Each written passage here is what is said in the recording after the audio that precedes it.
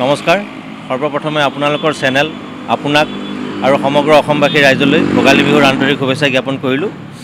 আমি এইবাৰ তৃতীয়বাৰৰ কাৰণে এইদৰে মেজি উলিয়াইছোঁ। আমাৰ যান্ত্ৰিকতাৰ মহানগৰীত এই ধৰণে আমাৰ এটা পৰম্পৰা, এই পৰম্পৰাটো দিবলৈ আমি প্ৰায় 3 বছৰৰ পৰা প্ৰচেষ্টা চলাই আছিলোঁ। এইবাৰ তৃতীয় বৰ্ষ, গতিকে উলিয়াইছোঁ। গ্ৰাহকৰ আমাৰ যোৱাবাৰৰ যিখিনি গ্ৰাহক আছিলে তেওঁলোকে যোগাযোগ কৰিছে, আগৰবাৰতকৈ অলপ গ্ৰাহক কম, কাৰণটো ধৰক এতিয়া বুজি পোৱা নাই বাৰু কিয়, কেনেকুৱা কি কথা কি বতৰা। চ' আমি এইবাৰ ঘূৰাই কৰিছোঁ আৰু এইবাৰ আমাৰ গোটেইখিনি প্ৰস্তুত কৰোঁতে টকা পইচা আগৰবাৰতকৈ যথেষ্টখিনি খৰচাও বাঢ়িছে। আমি বাহিৰৰ পৰা খেৰ লৈ আহোঁ, সোণাপুৰৰ পৰা আহোঁতে যাওঁতে আপোনাৰ কেৰিং চাৰ্জৰ পৰা আৰম্ভ কৰি গোটেইখিনি এমাহৰ পৰা আমি প্ৰস্তুতি চলাইছোঁ। এমাহৰ পৰা কাম কৰা মানুহৰ লগত সেয়া কৰা, গতিকে সেই হিচাপত আমাৰ খৰচা অলপ বেছি হৈছে।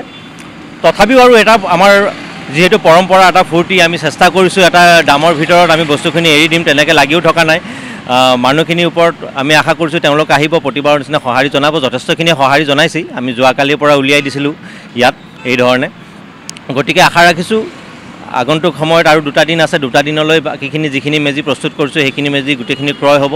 আৰু বিশেষকৈ গুৱাহাটীৰ যিখিনি আজি ল'ৰা ছোৱালী সেইখিনিয়ে যাতে এই পৰম্পৰাখিনি জানে, মেজি কি বস্তু, কেতিয়া কি কৰা যায়, ইয়াক কেনেকৈ বন্তি প্ৰজ্বলন কৰি কিনে কি ধৰণে উদযাপন কৰা যায়, এই কথাখিনি জনাবলৈহে আমি এই প্ৰস্তুত কৰিছোঁ। কাৰণ গুৱাহাটী মহানগৰীত মই নিজে জন্ম হোৱা, আমি সৰুৰ পৰা ইয়াতে এই ধৰণৰ কাম কৰি কিনে ডাঙৰ হ'লোঁ। আজিকালি ল'ৰা ছোৱালীয়ে নাজানে, গতিকে 3 বছৰ আগত সেইকাৰণেই আমি এই ধৰণৰ এটা প্ৰচেষ্টা লৈছিলোঁ আৰু আজি এই 3 বছৰত ভৰি দিলোঁ।